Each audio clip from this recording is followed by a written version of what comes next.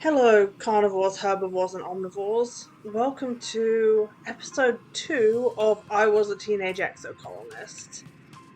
The audio is still going to be a bit messed up for uh, at least this episode and the next one. But after that, it should hopefully improve and the music should be a little quieter and such, assuming I get all that sorted out properly.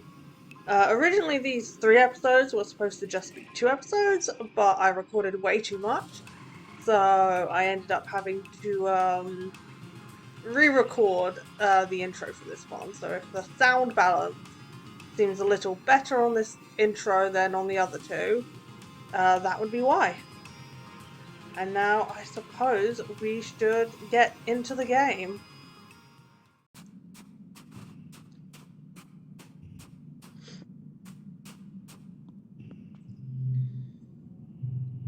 Now I'm gonna get revenge on my mum not letting me out by playing Sportsball.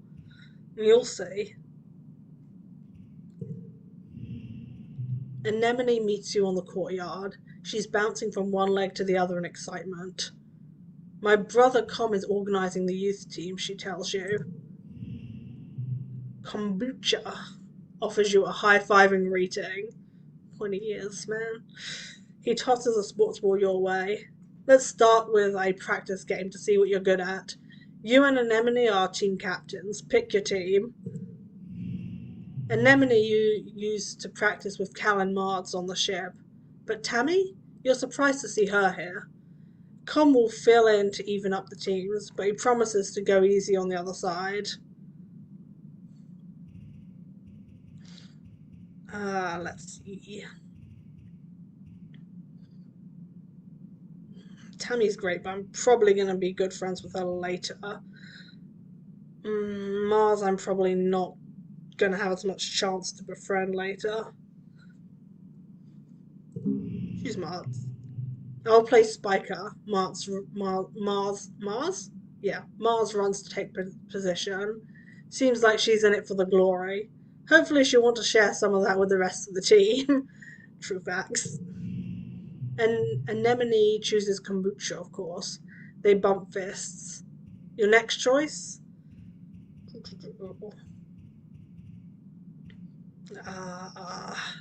I want to choose Cal, but I'm going to choose Tammy. Cal said I should join, but I'm not very good at sports. Where should I stand? She asked quietly. You you aren't sure. You assign her to tackleback and tell her to stick like glue to the opposing team's spiker. Maybe she'll get in their way instead of yours. I believe in her. You face off, 3-on-3. Start the game. Story challenges have 3 rounds instead of one.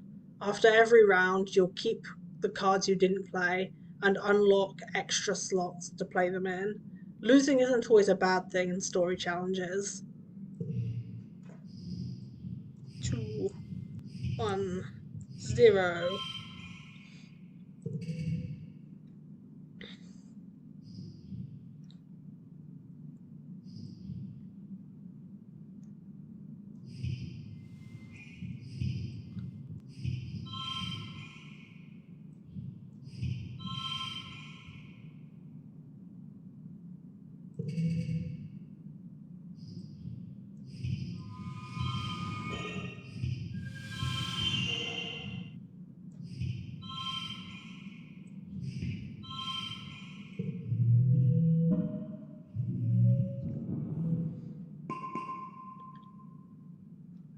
Nice. Best goal and super goal.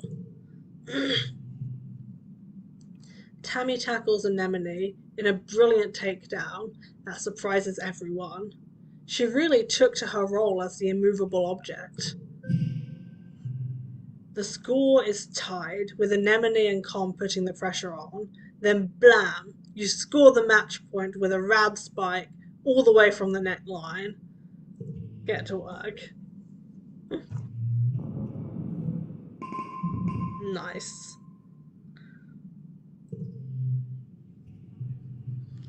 This week you had a few more bouts of deja vu, remembering what somebody is about to say or do just before they do it. Sometimes they actually do it, but not always. This morning you were sure Professor Howell was going to trip on the uneven floor in the cafeteria and spill his plate of hash browns. You even told Miles to watch. He didn't, though. As Professor Howell walked away, his hash browns safe for today, Mars called you a liar and a dummy. Mars, after I went through all that work of recruiting you for Sportsball, see if I ever recruit you for Sportsball again, bully. There is a bit much to believe. At night, your dreams are all mixed up with stuff that you know can't be real. You're chased by monsters the size of buildings, only to be saved by strange people you've never met. You're holding hands with someone you love. You're crying as you help lift a shrouded body into the colony recycler. Everything seems so familiar, but when you try to recall their faces when you wake up, they're smeared in your memory like wet paint. You've lived this life before. In your dreams, you're sure of it. In the light of day, you try to remember everything from your dreams, but it's impossible. You can't live a lifetime in dreams. Anytime you try to tell someone, they think you're playing a trick, or that you're sick and need to go to medbay. Eventually, you decide to stay quiet about your strange dreams. Why? They're not dreams, they're memories. You've lived it enough times to know. Over and over, your head is filled with memories. You've lived and died on this planet more times than you can count. Why are you stuck like this? Being stuck in a time loop would be even harder to explain than having prophetic dreams. It's the right choice to keep it to yourself.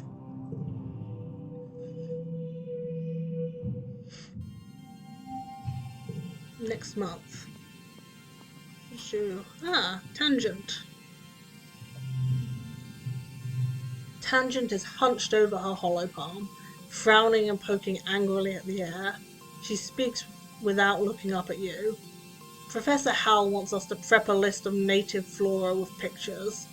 There should be a catalogue on the colony holonet, but I can't find it anywhere. Let's make our own list. I believe in us. Tangent is dubious, but agrees to try your idea. The two of you run around the colony yard taking pictures of all the different Vertumnalia plants that you can find, and making up fake sciencey sounding names for them, like Wonkiest Shrubbiest and Purpleus Grassium. After an hour, you've categorized 51 different species. Tang doesn't think it's a very complete list, or a very scientific method, but she figures you must have learned something. Yeah, I've learned about Purpleus Grassium. What is there not to love about that? Hopefully purple grass plant? Is it these little things? They're the purple ones? Gotta assume so. You see Tammy sitting quietly near the entrance to the lounge. You've known her for, well, your whole entire life. Back on the ship, you used to play with her. Tammy had the best doll collection. After her mum died, her dad used his nanoprinter creds to print her a different doll every month for a whole year. Oh, that's kind of sad, but so sweet of her dad. Her ears perk up when she sees you. Oh, hello, Selene, she says. Her voice is soft and dreamy, like a beam of starlight. Do you want to play dolls?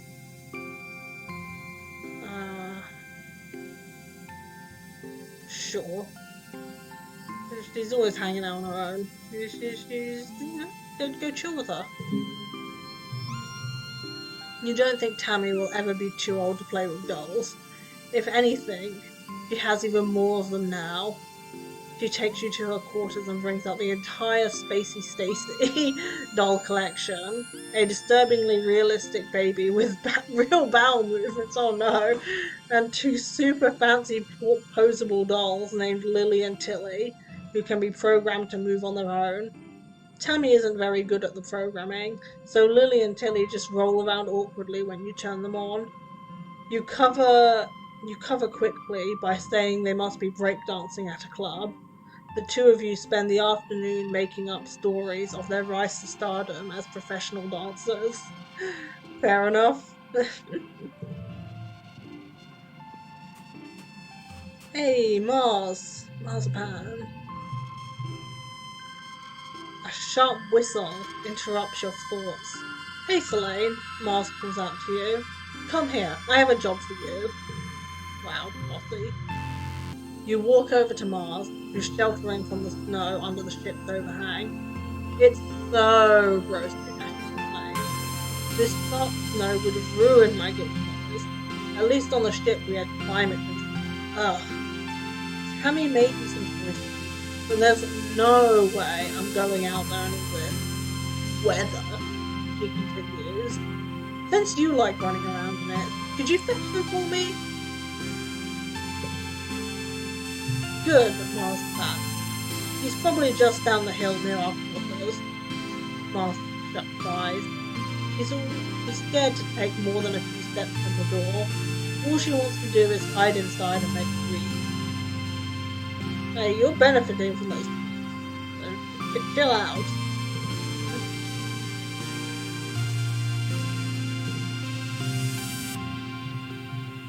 Tammy is staring obliviously at the sky, smiling to herself. She startles as you approach. Oh, hello, Selene, she says, putting her hand to her chest. Do you need something? I'm here for Mars's soy sweets. Tammy smiles at you. Oh, it's so nice of you to help out Mars. She's a very important person, you know. She hands you a box wrapped in pink and yellow scarf. One order of mango soy sweets made fresh this morning, she says. Please tell Mars that she can have the scarf back, okay? She used some of her kudos to nanoprint it for me because it's so dusty here, but I think I'm getting used to it now. Tammy smiles again and tucks her hair behind her big elven ears. Mars is so cool, she says fondly. Sometimes she's kind of bossy, but I know she really cares too.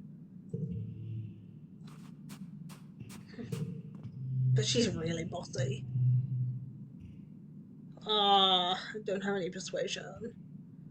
Could just be like I ate them. Give it here, huh?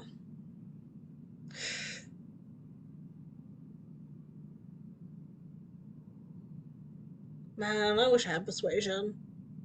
Oh well, here it is. Get my loyalty up. Sidekick. Yeah, yeah, yeah. Yeah, yeah, yeah. You're lucky that I liked you from a previous life. There's a reason in my first life I just spited you 24/7. You're lucky I liked you from a previous life.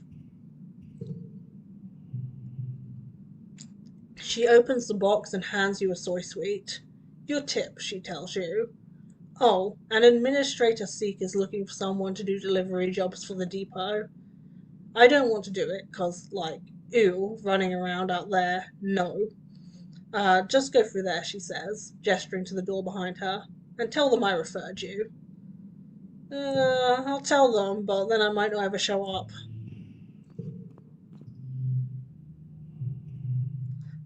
Apply to deliver supplies. Chief Administrator Seek greets you at the depot. They look you up and down. Selene, you've never struck me as a particularly responsible or organized, but children never are. What makes you think you'd be a good fit for the position of courier? You didn't realize there was going to be a job interview. I can carry a lot? Strong for your age, maybe. But lucky for you, you're the only applicant this week. You've got the job. For now, anyway. Oi, I'm strong for any age, as a small 10-year-old with a toughness of 13. Yep, that's me. They use their elegant stylus to note this on their hollow palm. Come back in a few minutes and you can help make deliveries. Yes, there will be kudos in it for you if you do it correctly. Nice.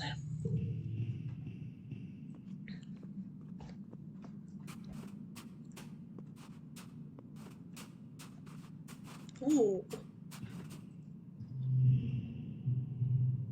Cal is riding around the geoponics garden on his hoverboard. The board comes to a sudden shuddering stop on the rocky ground in front of you. Cal falls off but catches his balance before he eats dirt. Hi, Selene. Real ground is way harder to hover on than ship floors. There are bumps everywhere. Yeah, we're gonna have to get used to it. And to be fair, best part of skateboard, hoverboard, whatever, adapting as needed to stuff. Although, I mean, if everything's completely flat, then speed demoning in a straight line and crashing into the wall, I mean, that's good fun too. Yeah, Cal exclaims. Things are actually way, way better planet side. Yeah. Hovering outside is rad, look at this. He runs over to a small depression in a nearby hill and presents it like it's something amazing. Look at this, it's a skate bowl. I'm gonna try. Sure, but please be careful. Mum says if I break my hoverboard, we can't make another one. You take turns riding around the bowl, trying to get up enough speed going down one side to come back up the other. You don't land any tricks. It's hard just staying on the board with this uneven ground, but it's still fun. Excellent. Excellent. Hey, the door's open. Escape! Aw, no escape. You step cautiously through the colony gates. Hey there, kiddo. Uncle Tonin blocks your way with a smile. I'm afraid expeditions are off limits for now. It's not safe out there for kids. You better toughen up so you can join the squads when you're older. Hey, I'm totally tough enough. Brave enough. And I need to hit 20. How far am I off? 7, 14. So toughness is the easiest way. So aqueous swamp. Right. Okay.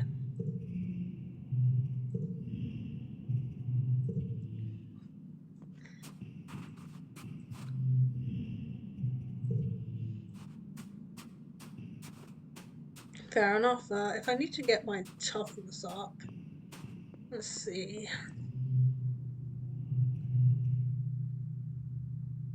2 organization, 1 perception. Not what I'm after. I'm after toughness and bravery.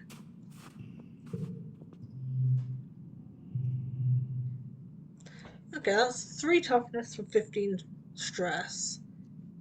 I can do that.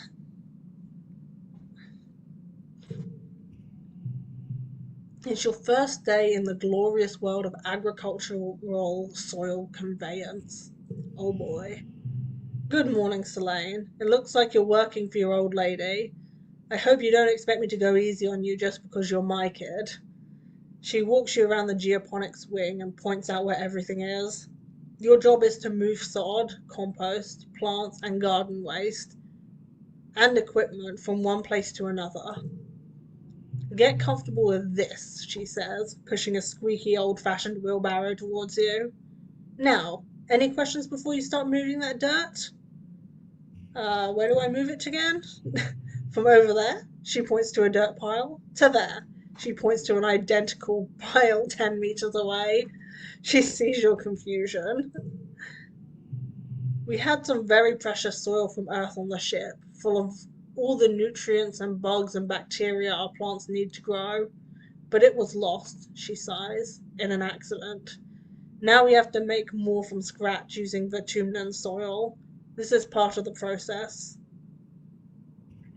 Why not use hydroponics? On the ship, we grew most of our plants with their roots in the water, and it's true it was more hygienic that way, your mum replies. She brushes off an insect off her arm, which lets out a loud squeak of objection. But hydroponic systems use too much energy. Here we have to grow as much as we can the old-fashioned way. Don't we have machines for this? Yeah, Mom. The construction crew's already claimed all the hovelists, she says, shrugging. But they'll break down in a few years anyway, and we don't have the materials to fix them. She grips your forearm. We're planetside now. Use your muscles. Nature's hydraulic pistons. Not a robot, Mom. Let's get to work. That's my kid, your mum says, slapping you on the back. You stumble a little. Geez, Mom, hold back. I'm only 10. Your arms start to ache after the first half hour of work, but you keep going. By the end of the month, you feel utterly drained and exhausted. And good, somehow. You can feel your muscles growing already. Get to work. Oh, man. Should I turn harder challenges on?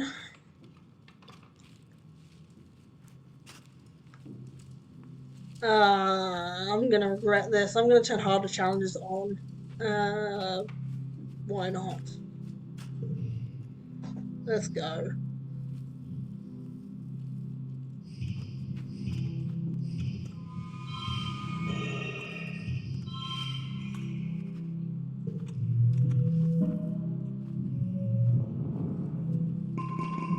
Four more toughness, 6 kudos, and there was that 1 toughness before.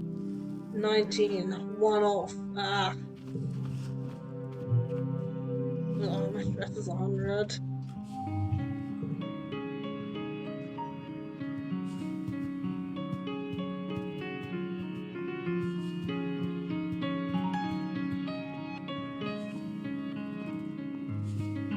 Don't have a choice, I'm gonna have to chill out for a season.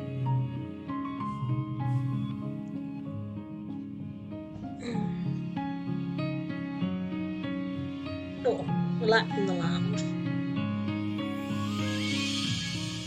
The lounge is a long, well-lit hall along the outer hull of the ship's midsection. It's strewn with tables and cushions and serves as a communal living room for the tiny one-room spaces every family is assigned.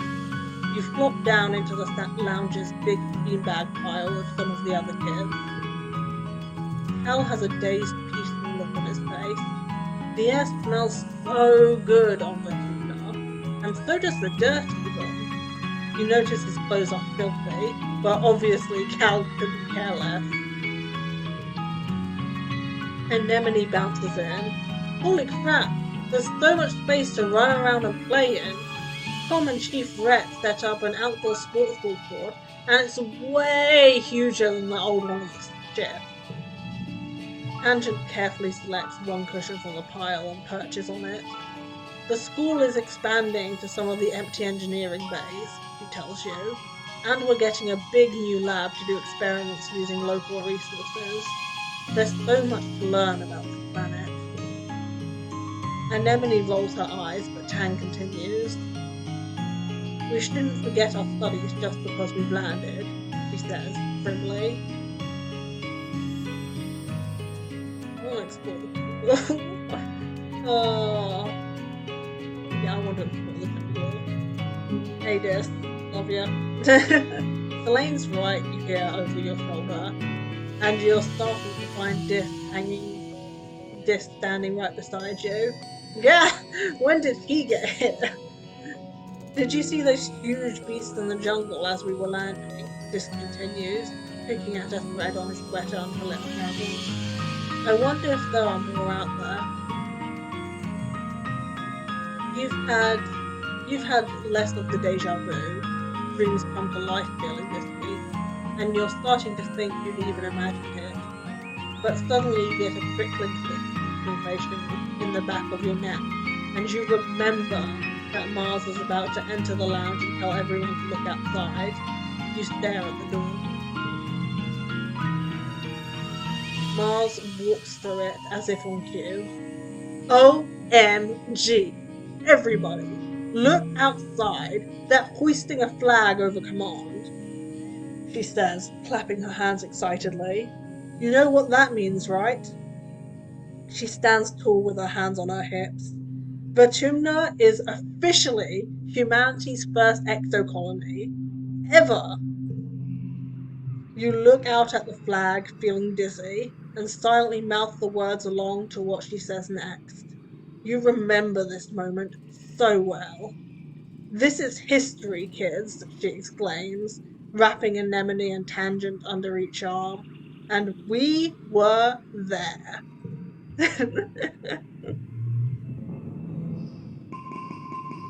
I don't. I should probably start forgetting the low value ones now. I'd rather forget a 0 than a 1, but I'll make do. You wake from an afternoon nap. The dream you're in is one you've had many times. The air is strangely pink and fluffy, kind of sticky, and you have to push your way through it.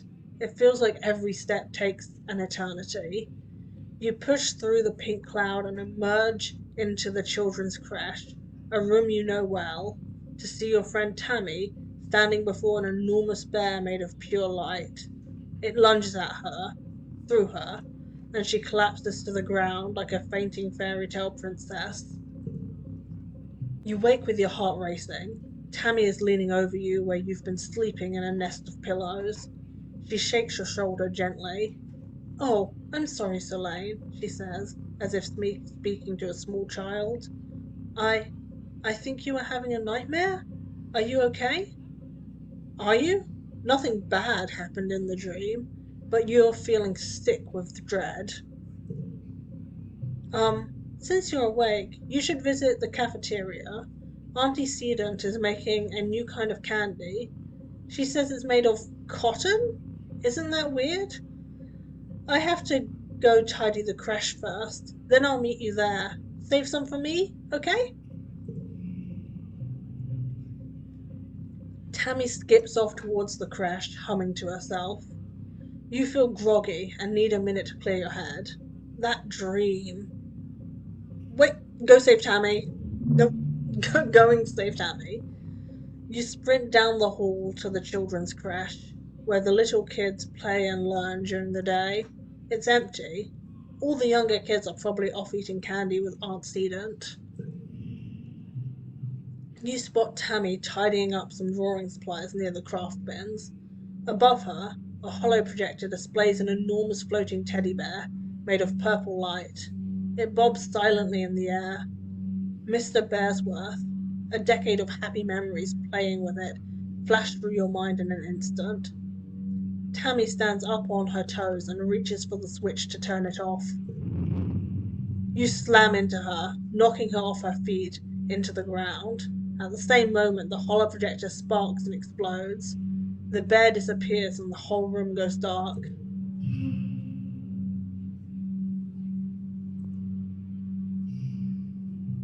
In the dim emergency lighting, you see Tammy's eyes wide with surprise and fear.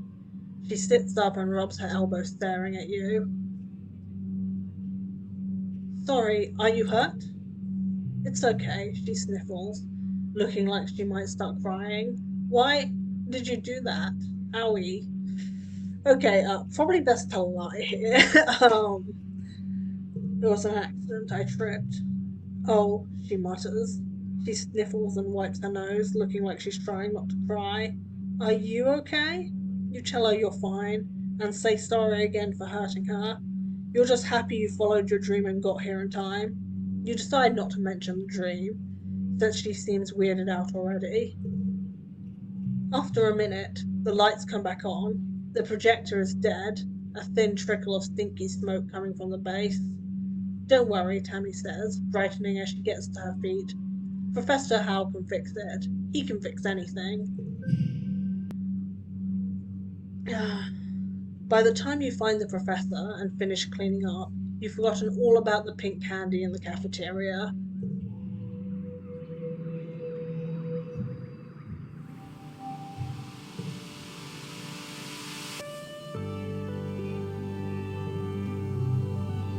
Selene, Tangent says, approaching you with purpose. We need to discuss my brother. Who, Dis? Yes, Dis, he says impatiently. I need you to figure out where he's been disappearing. Ever since we landed, I barely see him anymore. He doesn't even come home at night sometimes, and she trails off and looks at her feet. Well, I'm not very good, I'm not on very good terms with my brother today. But people are becoming worried. You get the feeling Tang is the one who's worried, but she doesn't want to admit it. I'll talk to him. He probably won't tell you, Tangent says, angrily. Newton's apple, he swears. He won't even talk to me anymore. He sighs. You may have to follow him. I would, but everyone in the lab would know I was gone. No one cares where he goes during the day.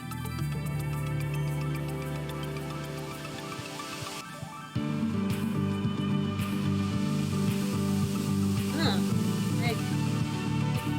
Yeah. Oh, yeah.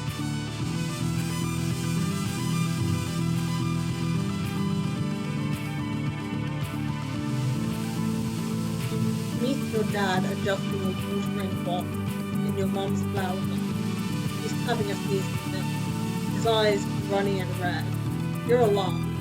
You've never seen him look sick before. People were hardly ever ill on the stretch of ferry, except sometimes when the zero-G runs made them queasy. Not to worry, my little beanstalk, he says nasally. I'll be fine. It's just this pollen making my head a little stuffy. He wipes his nose with a handkerchief and looks around. Everywhere you turn, the air is soupy and tinged with pink from all the floating pollen. On Earth, your dad tells you, we used to call this hay fever. Even though it had nothing to do with hay, your mum cuts in, carrying a large bouquet of flowers. The native flowers seem to be in full bloom this time of year. She buries her nose deep in them, and they smell fantastic. Your dad smiles kindly and agrees they sure are beautiful. Then he blows his nose loudly. I'm going to tell them we're scared of the pollen.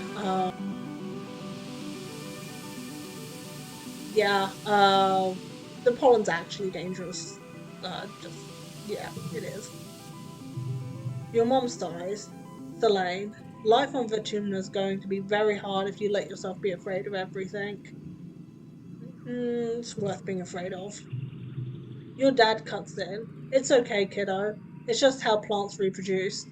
The pollen might make your eyes itch, but you'll be fine. You want to tell them more about the bad feeling you have in your gut when you look at that pink haze, but you can't put it into words. Your dad's eyes look so sad, but maybe that's just the allergies. Hey, Selene, I know the last few weeks have been very hard for you. This might be a good time to relax and stick around in the quarters wing. Yeah, no, I have a really low stress, so I'm not doing that. It'll be a waste of a season. Right, Tammy? Tammy is sitting down in the grass with a baby on her lap. They're playing nicely with some flowers, or a strand of the beads in Tammy's hair or something. They're playing nicely with some fat flowers or a strand of the beads in Tammy's hair or something. I mean, or something. Well, when sure what the kid was up to, fair enough. Tammy keeps gently removing her hair from the baby's mouth. Oh, Selene, she giggles as you join her. Aren't babies the best? There are so many new babies in the creche, you'd think we were starting a colony or something, Tammy laughs. But the parents are too busy doing other work and somebody needs to take care of the little ones. She looks down lovingly to the baby who's now sucking on part of her skirt, getting it good and damp with baby drool. You could help too. It would be fun. unlocked babysitting in the living quarters. Nice. The baby chooses this moment to spit up a big puddle of pale liquid onto Tammy's dress. Oopsie, Tammy coos and picks the baby up. Then she holds them out towards you. Could you take them for a minute while I find a towel, Selene? The baby hiccups and rolls their eyes. They still look a little queasy to you. Look, I'm the helpful kid. I'm the helpful kid. Oh, of course. Yep. You hold the baby against your shoulder and pat their back in the way you've seen parents do sometimes. Gross. They let out a satisfyingly loud belch and you feel a trickle of liquid run down your back. But you don't care because there's nothing better than that fresh baby smell. Not sure I quite agree with that one. I'm just being helpful, man. You decide you might take Tammy up on that babysitting job. Maybe. Maybe.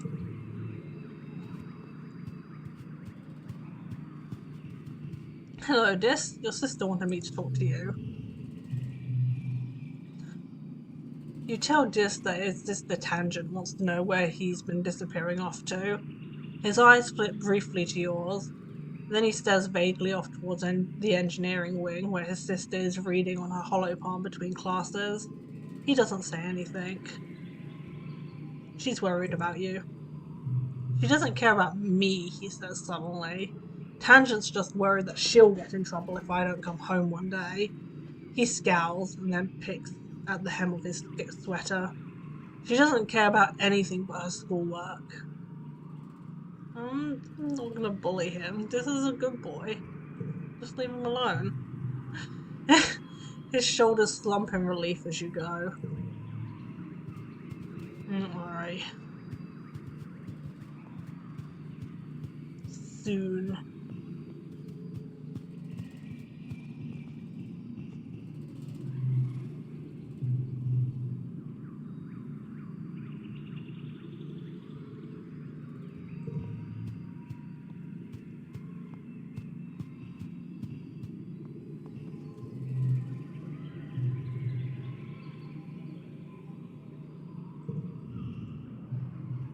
Mars may not be as skilled a sportsball player as Anemone, but she plays hard. She orders people around like a team captain, but she isn't so great at passing the ball.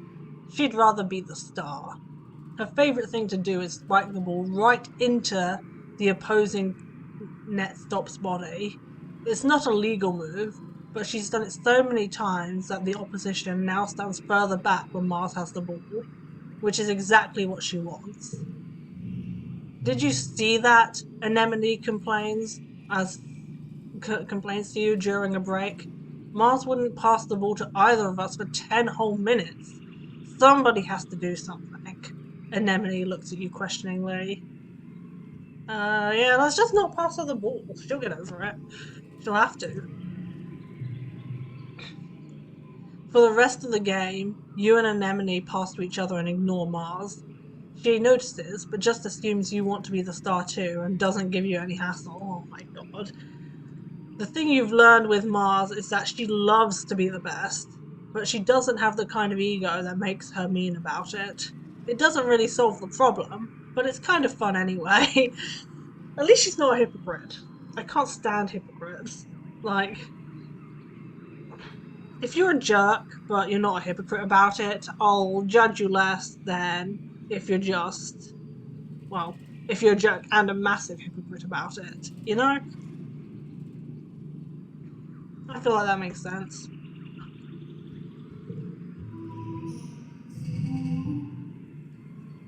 Right. I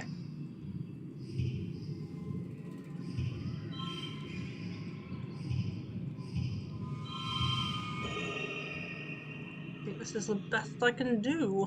Let's go.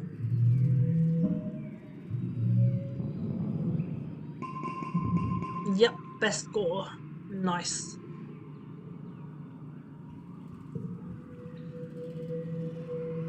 Should mean we have a toughness now of, yeah, toughness 20. So then I trapped it in my room, Anemone says, telling you about the bug she saw in her quarters. Its wings were as big as my hand, and it had feelers like, whoa! It was bouncing all over the place, like boing, boing, boing. She gestures excitedly, swinging her arms over her head. The bugs here are so big, and they're everywhere. I was gonna give it to Tang, she says. She loves gross bug stuff. But she said that I should just let it go, because if it stung me, I might get weird mutant powers. I mean, other than the one I already have.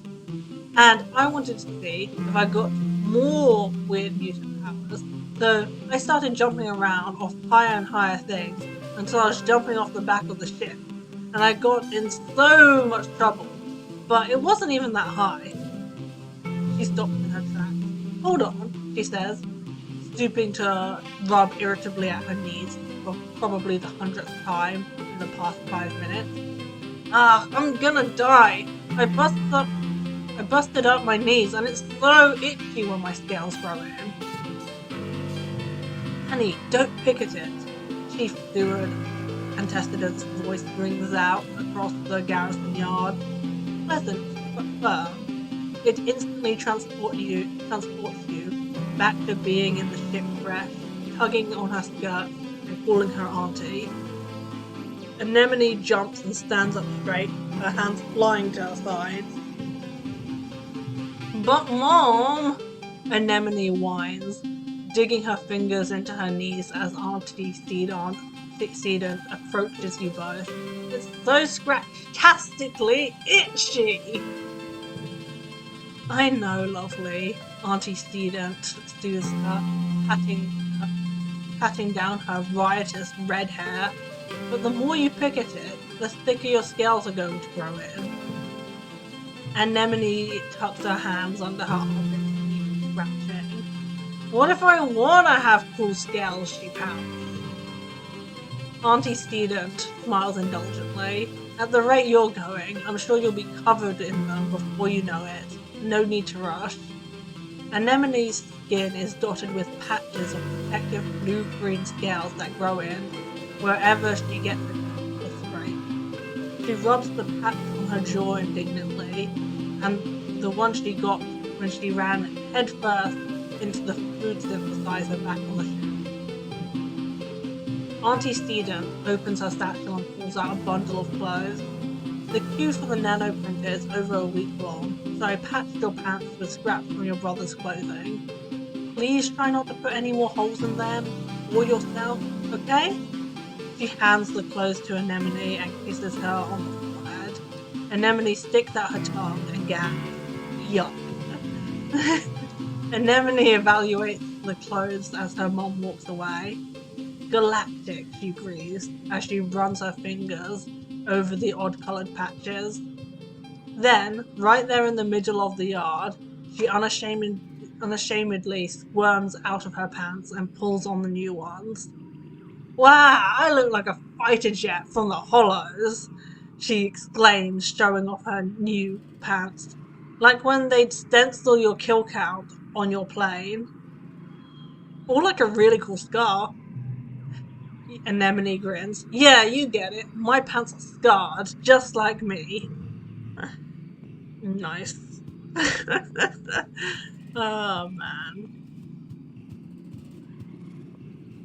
Alright, yes, 20 toughness. That means... You step cautiously through the colony gates. Hey there, kiddo. Uncle Tonin blocks your way with a smile. I'm afraid expeditions are off limits for now. It's not safe out there for kids. You better toughen up so you can join the squads when you're older. I'm tough enough. I'm toughness 20. Well, so you are, Uncle Tonin exclaims, standing back to admire you with pride. You know, I'd say you might be having a growth spurt, Selene. They'd better watch out for you on the sportsball field. Listen, he tells you. I can see that you're a tough cookie, and I'd love to have you on my surveyor team in the future, but you'll have to wait a few more years first. Come see me when you're older, okay, kiddo? Dejected, you drag your feet as you walk back through the gates to safety. Psst. What was that?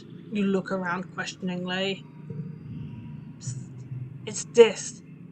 He's hiding behind some bushes? That's so typical. He puts a finger to his lips and motions for you to follow him. Sure, you figure. Why not? He leads you silently along the walls towards the garrison, then crouches down in the bushes between the sportsball field and the security pavilion to fiddle with something. Suddenly, he's gone. What? You check to make sure nobody else noticed, then scuttle over to where you last saw him. Behind some popflower bushes, there's a drainage pipe in the wall big enough to crawl through. A heavy grate keeps animals out, but it's loose. You could slide it aside to get through. You could sneak out. Yeah, I could, and I will. If the adults won't let you visit the Valley of Vertigo or the subaqueous swamps or the other cool places surveyors get to go, well, you could sneak through here to explore just outside the colony walls. If Dys does it, how dangerous could it be? Danger, Smanger.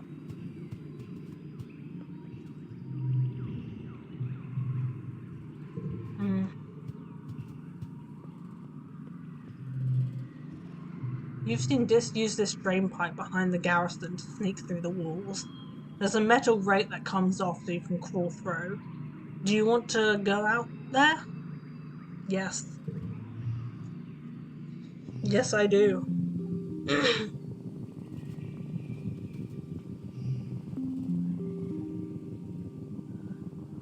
Basically, time passes differently when you're on expeditions. You can do the events whenever, wherever, as long as you can reach them physically. Some events, most of them block the path. There are collectibles on the floor, quite a few of them out here to collect. When you run out of stress, is when you're forced to go home. Although you can choose to go home before you run out of stress. Now, I will be running all the way up to my maximum stress here today, because honestly there's usually no reason not to, unless you know you won't have a chance to rest before the next big event going down. And yeah.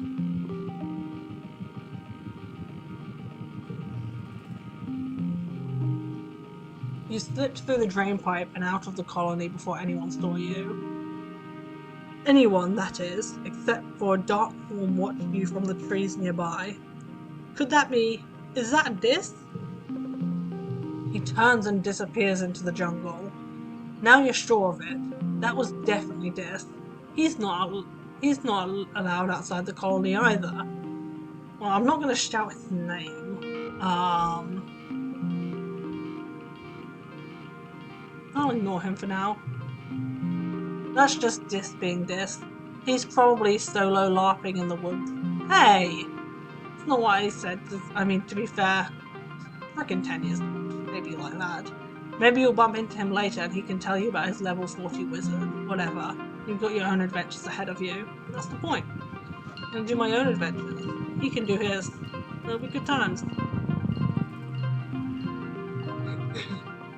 Your way is blocked by a small creature with 1 foot and 4 large eyes. Look at those eyes. Big. Small eyes there, though. 2 of which blink sideways on top of its head like frog's eyes. Oh, this must be a hop eye. You've heard people talk about them, but you've never seen one up close. It keeps thumping its foot on the ground really loud. What's its deal?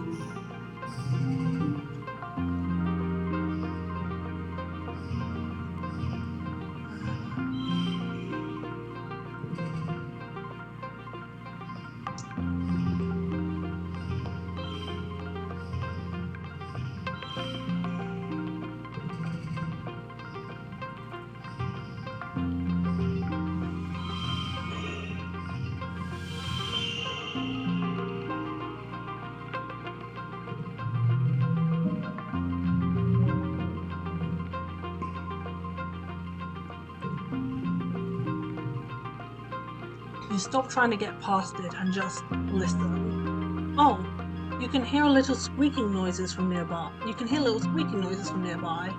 It's probably warning you away from its nest. You carefully avoid the nest while speaking in soothing tones.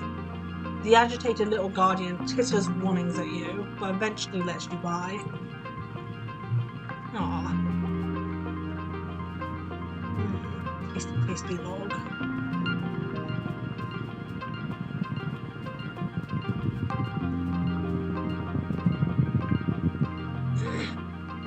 You stop for lunch, eating an earth treat grown from your own greenhouses. A watermelon. Nice and sweet, just like a more solid potato pod. You munch away, spitting out the seeds. Just relax. Get that stress back so I can do more.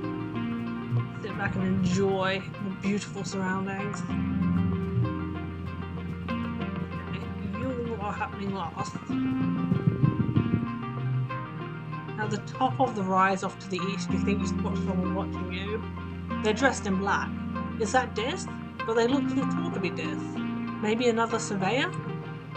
You blink and the figure's gone. Back over there and look at you clues. You bushwhack down to a small valley and up the other path to where you thought you saw them standing. No signs of a camp or anything. Obviously, or anything obvious like a drop pack. No note saying, I'm watching you. Signed, mysterious figure. Spooky.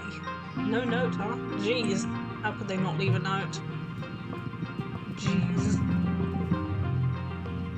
A large woolly blue creature is floating there, a meter off the ground. It seems to be upside down, which is causing it some distress. Its segmented legs kick uselessly in the air as it tries to right itself. This must be a float cow. The colony is working on domesticating these, though you haven't seen one up close before.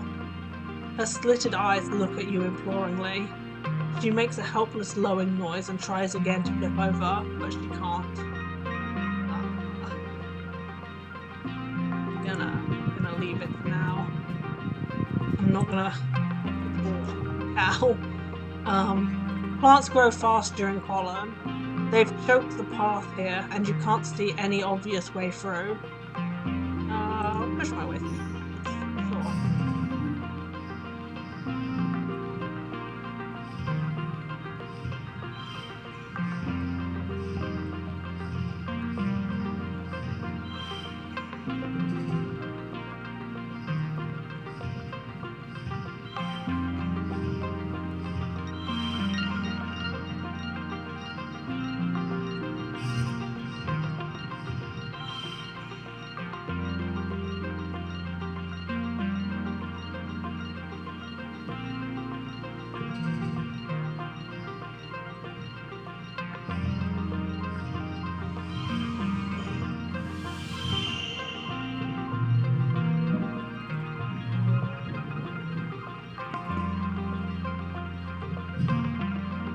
Find a good stick and whack your way through the tangle of the new growth.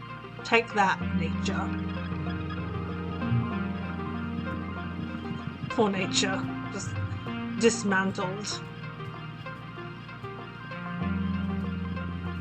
Well, you get standing in my way. You leave the path and sneak through a strand of mush trees to one of the little sawmills dotting the area. It's a small but busy operation, 3 people feeding mush tree logs into some kind of machine, while the 4th one directs a 4-legged robot with a plasma saw mounted on the front. Stay and watch. You stay out of sight and watch how they do it. When one tree crashes down, it's almost like the others are wincing? It's probably just your imagination though. They aren't planting new ones or leaving any behind.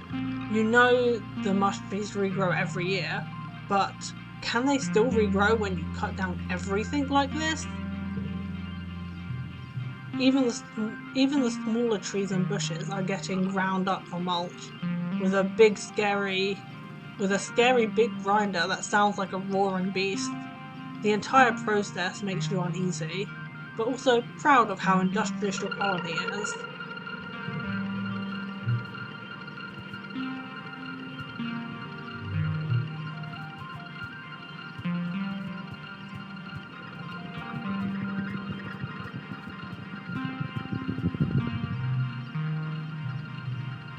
You pause in your tracks, hearing an ominous sound. Shoo, shoo, shoo. It keeps getting louder and louder as you move forward. You don't see anything making the noise, but it seems to be coming from all around you. Bravely continue on.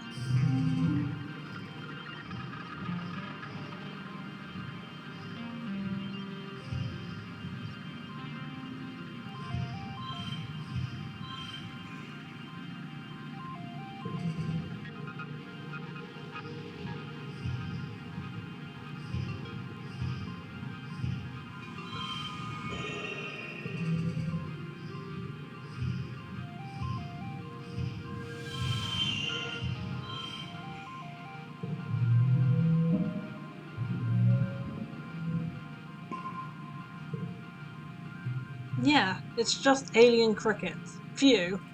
They're so tiny, but there's millions of them. They look like little blades of grass and rub their sides against stuff to make the shoot shoot shoot noise. You tuck your pant legs into your boots and continue on your way.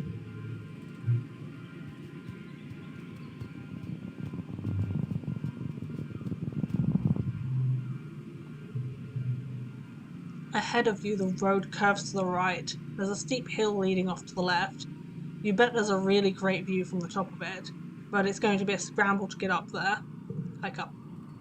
You leave your pack in some bushes at the base, so you'll be lighter on your feet. Then start the trek.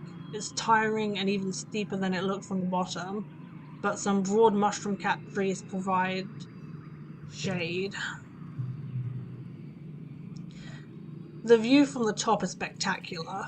You can see all the way to the colony walls in one direction, and down to a little sawmill in the other. Then you spot it, the rock, the most perfect boulder you've ever seen, teetering right on the edge of the slope you just climbed up. It's almost as tall as you are and must weigh at least 2,000 kilos, but it's practically teetering there. You think with enough muscle you could push it over. Sure, go on, push the rock down the hill. There comes a time in every childhood that one must take life by the horns and just push the rock. You shove it with all your might, digging your toes into the hard ground and leaning in. The rock starts to slide, and suddenly it's off with a satisfying lurch, catapulting down the hill, rolling faster and faster, crashing through the bushes and... Oh, damn, your pack. The rock just rolled right over it. You make your way back down the hill to retrieve your bag, now completely destroyed along with all its contents. Ah, shoot. You're going to have a hard time explaining this one to your parents. And you're gonna need a new pack. Yeah, I knew I was gonna be too worn out and tired. It's all good.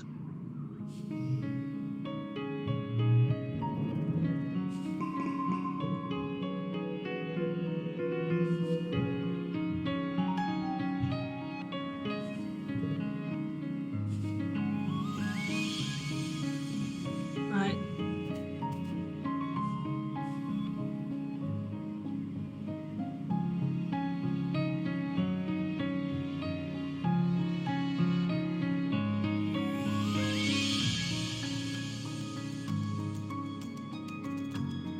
Okay, let's look around.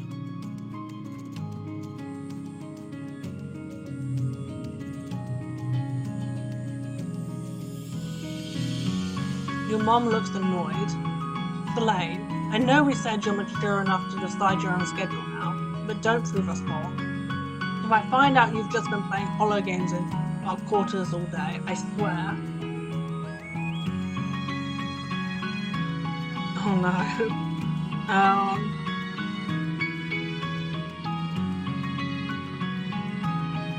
I wasn't.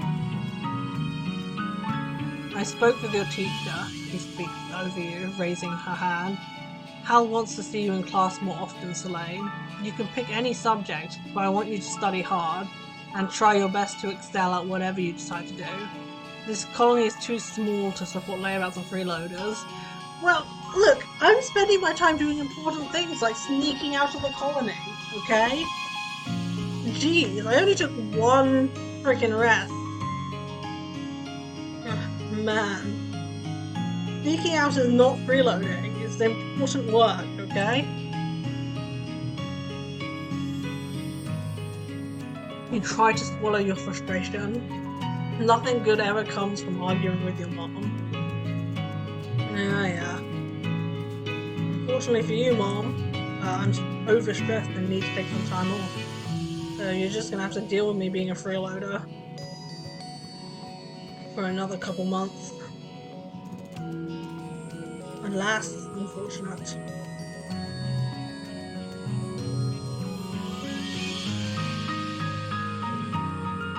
Everywhere is hot this time of year, but at least indoors there's shade and some modicum of climate control.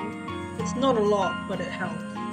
When you get bored of potato juice, you amuse yourself by coming up with juice cocktails with fancy names and even fancier presentation.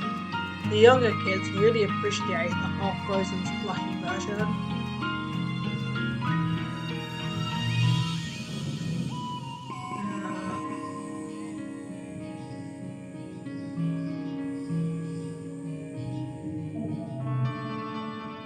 It's time for Vertumnalia.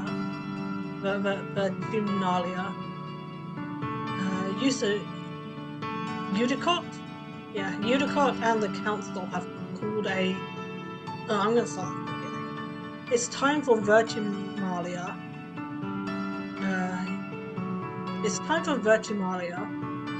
Udicott and the council have called a festival to celebrate life here on the planet Vertumna. Everyone gathers in the colony square to hear Governor Udicott's speech. In Earth's history, Udicott begins, and then clears her throat and waits for everyone to quiet down. In Earth's history, Vertumna was known as the god of seasons, change, gardens, and fruit.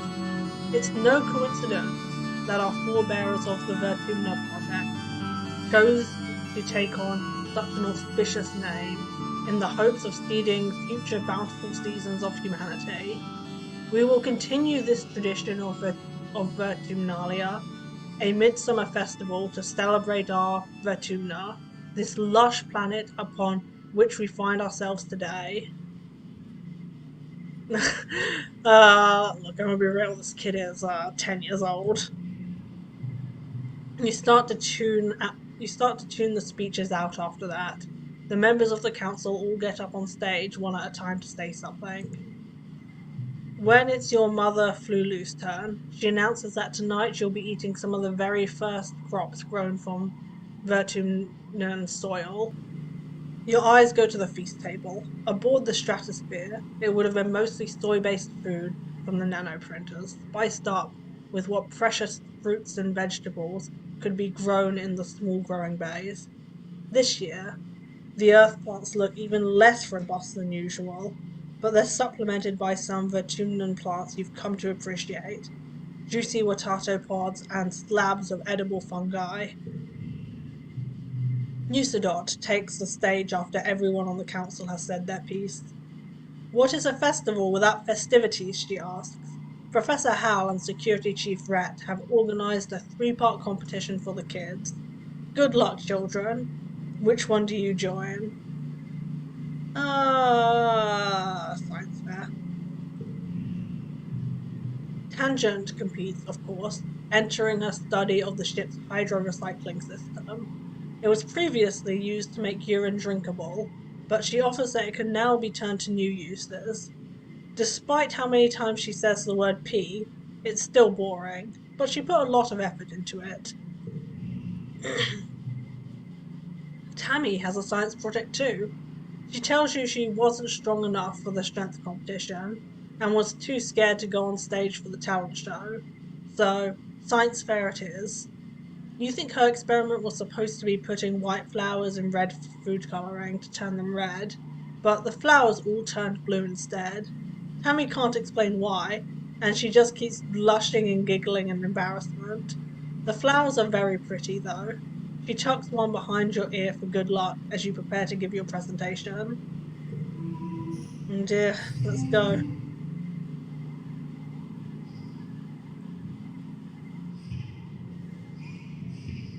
Uh,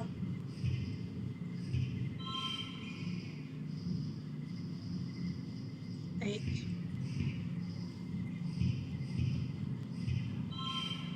That's 9. I'm gonna do 8 for now and hope that 2 has a better partner soon.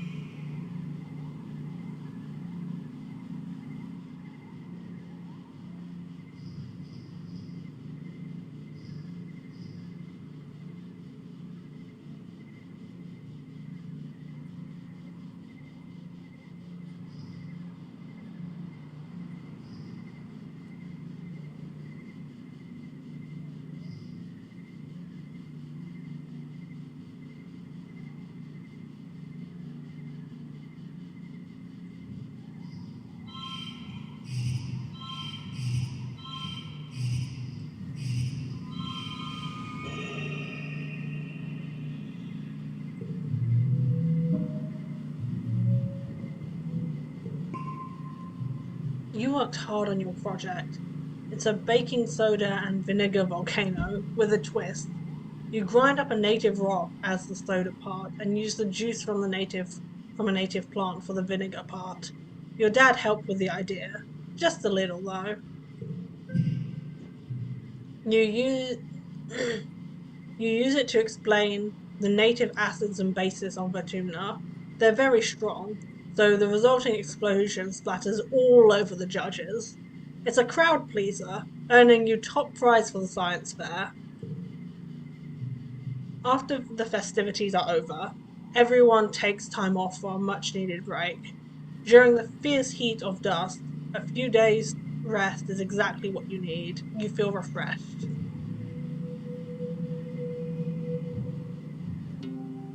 Okay.